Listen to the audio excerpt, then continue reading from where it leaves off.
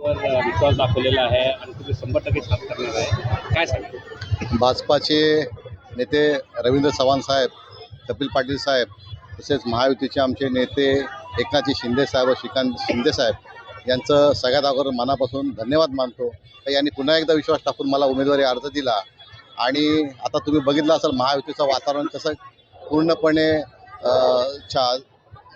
सजलेलं आहे. तर मी एवढं सांगेन की विरोधकांचं सीट येणं आता मुश्किल झालेलं आहे आणि KDMCवरती महायुतीचा महापौर बसणार हे निश्चित झालेलं आहे.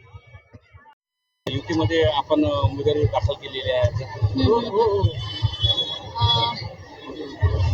शिवसेना पक्षाचे मुख्य नेते एकनाथजी शिंदे साहेब आणि आपले मुख्यमंत्री देवेंद्रजी फडणवीस आणि साऱ्यांचे आहेत त्यांनी महायुती झालेली आहे आणि आम्हा साऱ्या कार्यकर्त्यांना खूप आनंद झालेला आहे. महायुतीच्या कार्यकर्त्यांनी साऱ्यांनी एकत्र येऊन हा फॉर्म आम्ही भरलेला आहे.